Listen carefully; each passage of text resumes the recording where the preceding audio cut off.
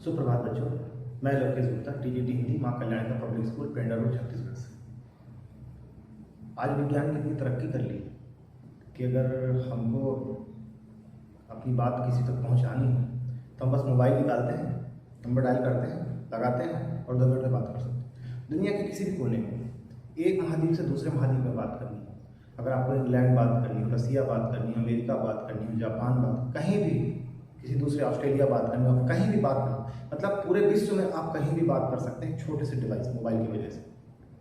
आपको कुछ भेजना हो, मैसेज करना हो तो आप आज इंटरनेट का युग है, www.worldwideweb, सारी दुनिया एक जाल की तरह होगी, दूसरे से इंटरकनेक्टेड है। आप तुरंत मैसेज लिखे, दुनिया किसी भी कोने में वो चीज़ पहुंच सकती है एट ए टाइम। आपने भेजा तो उसने देख ली।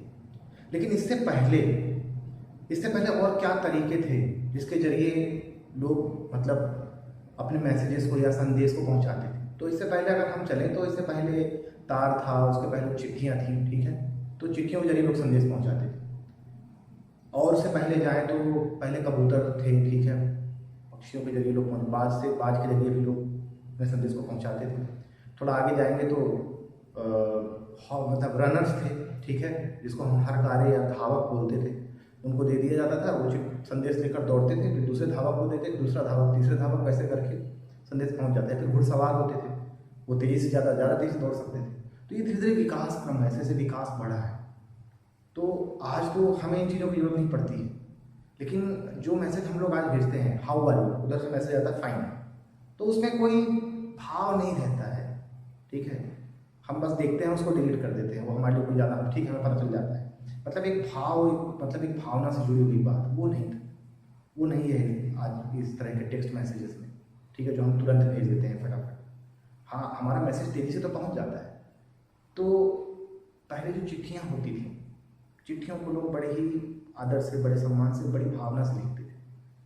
तो इन्हीं चिट्ठियों पर आधारित एक पाठ है, ठीक है, कक्षा 8 की बसंत में, इसका नाम है चिट्ठियों की अनूठी दुनिया। चिट्ठियों की अनूठी दुनिया।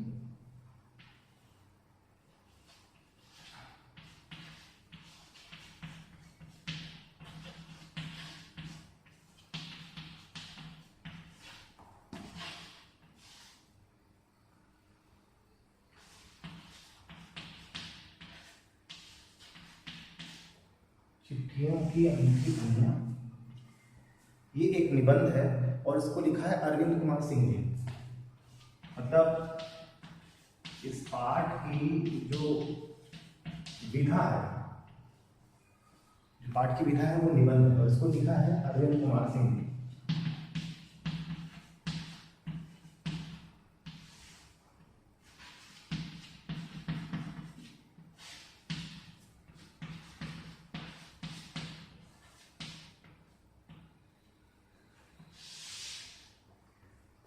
अरविंद कुमार सिंह जी जो है संचार माध्यम पर इनके बहुत सारे लेख हैं। तो आइए थोड़ा हम लोग पाठ की तरफ चलते हैं।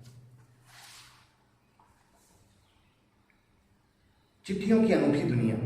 पत्रों की दुनिया भी अजीबोगरीब है और उसकी उपयोगिता हमेशा से बनी रही। जो पत्रों की दुनिया है, जैसे पत्र है, पत्र कई तरह के हैं, औपचारिक और अनौपचारिक। आप जानते हैं 2 तरह के पत्र होते हैं, औपचारिक और अनौपचारिक। औपचारिक में हम क्या करते हैं, हमें किसी कार्यालय को पत्र वगैरह लिखना, या एक कार्यालय से दूसरे कार्यालय के भी, या किसी अधिकारी को पत्र लिखना हो, जैसे आप अपने कक्षाध्यापक या प्राचार्य महोदय को लिखते हैं पत्र, वो औपचारिक पत्र होते हैं। अनौपचारिक पत्र में हम अपने रिश्तेदारों को पत्र लिखते हैं, वो अनौपचारिक पत्र होते हैं। तो इनकी उपयोगिता हमेशा से बनी रही है, आज भी पत्र खत्म नहीं हुए हैं, ठीक है। पत्रों का प्रचलन कम जरूर हो गया है, लेकिन पत्र भी खत्म नहीं हुए हैं। खासकर औपचारिक पत्र तो अब और महत्वपूर्ण बन गए हैं। पत्र जो काम कर सकते हैं वह संचार का आधुनिकतम साधन नहीं कर सकता है।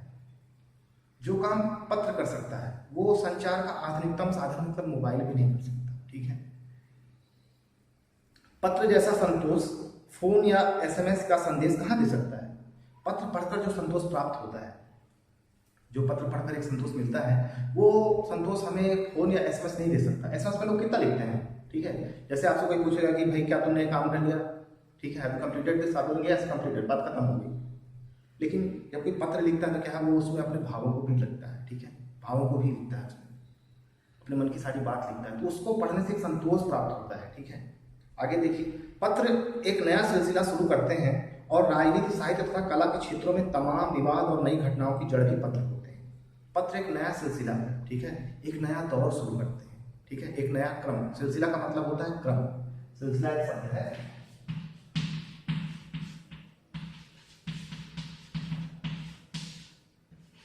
सिलसिला का मतलब होता है क्रम, या आप इसको दौर भी कह सकते हैं।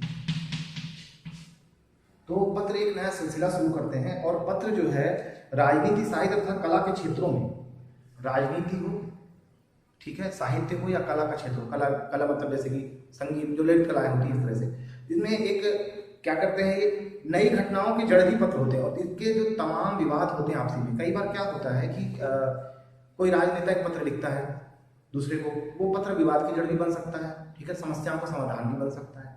साहित्य में कई बार साहित्यकार कोई रचना छपती है, कोई उस पर दूसरे उस पर आलोचना करता है, उसको पत्र के माध्यम से उसको भेजता है, ठीक है, तो वो भी एक विवाद की जड़ बन सकती है। और जो ललित कलाएं हैं, जो अन्य कलाएं हैं, ठीक है, उनमें भी लोग आलोचनाएं वगैरह कर देते हैं या प्रशंसात्मक पत्र लिखते हैं। तो पत्र जो है, पत्र के माध्यम से, चाहे वो राजनीति का क्षेत्र हो, साहित्य का क्षेत्र है, कला हो, कोई भी क्षेत्र छूटा नहीं रह गया, ठीक है ना। पत्रों ने अपनी बड़ी महत्वपूर्ण भूमिका निभाई, और जो बड़े बड़े साहित्यकार, राजनेता लोग थे, वो पत्रों के जरिए अपने संदेश को पहुंचाते थे। और आज भी कुछ बहुत सारे राजनेताओं के पत्र संग्रहित हैं, बहुत सारे साहित्यकारों के पत्र संग्रहित हैं, ठीक है, उनके उनके उनके दस्तावेज बने हुए, उन पर पुस्तक छपी हुई है, ठीक है, बड़ी बड़ी घटनाओं की जानकारी उससे हमें मिलती है। आगे देखिए, दुनिया का तमाम साहित्य पत्रों पर केंद्रित है, और मानव सभ्यता के विकास में इन पत्रों ने अनूठी भूमिका निभाई। दुनिया का तमाम साहित्य पत्रों पर केंद्रित है। कितनी बड़ी बात है कि दुनिया में जितना भी साहित्य है वो पत्रों पर ही केंद्रित है। उसका आधार क्या है, उसका जो केंद्र है वो क्या है, पत्र है। मानव सभ्यता के विकास में इन पत्रों ने अनूठी भूमिका निभाई है। मानव सभ्यता का विकास, देखिए आज ना हमारे पास ये मोबाइल वगैरह आया है, ठीक है, जो अधिकतम साधन है संचार के, लेकिन इससे पहले तो पत्र ही हुआ करते थे। पत्रों के जरिए बड़ी बड़ी घटनाएं हुई हैं अतीत में, मतलब सत्ता परिवर्तन तक हुआ पत्र के जरिए, ठीक है, और मतलब कितनी बड़ी भूमिका निभाई है पत्रों ने। आप अक्सर, अभी चूंकि पत्रों का प्रचलन तो कम हो गया, खासकर अनौपचारिक पत्रों का, लेकिन आप कोई फिल्में देखते होंगे तो आप देखते हैं कि उसमें कोई फरमान आता है, लोग पढ़ते हैं, वो क्या है, वो पत्र ही होता है, ठीक है ना, ठीक है, या पत्र के जरिए कोई संदेश भेजा जाता है कि अमुक जगह पर अमुक व्यक्ति को इस वक्त मिलना है, ठीक है, अगर उस वक्त नहीं मिले तो बहुत बड़ी घटना घट सकती है, ठीक है, कोई हमला कर सकता है, कोई कुछ भी, मतलब ऐसी तमाम घटनाएं जो है वो पत्रों से जुड़ी हुई रहती है। पत्रों का भाव सब जगह एक सा है, भले ही उसका नाम अलग अलग हो। तो पत्रों का जो भाव है, जैसे पत्र किसी को मिलता है तो पत्र मिलने पर क्या लगता है लोगों को, जैसे कि हाँ भाई पत्र आ गया, अच्छा, एक संतोष का भाव पैदा हो गया कि हाँ पत्र मिल गया, ठीक है, अब सारी जानकारी मिल जाएगी, कब क्या, क्या कैसा है, सब मतलब पूरी घटना के बारे में पता चल जाएगा, तो एक संतोष मिल गया। तो ये संतोष का जो भाव है वो भाव सब में एक जैसा है, ठीक है, नाम अलग अलग हो सकता है। कैसे, जैसे कि पत्र को उर्दू में खत कहते हैं, पत्र को उर्दू में क्या कहते हैं, पत्र को उर्दू में खत कहते हैं, ठीक है, और संस्कृत में पत्र, संस्कृत में इसको पत्र बोलते हैं, कन्नड़ में क्या बोलते हैं, कन्नड़ में इसको बोलते हैं कागज, तेलुगु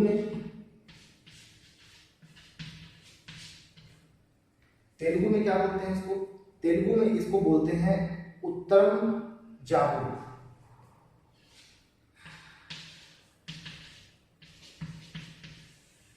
उत्तरम जाबु।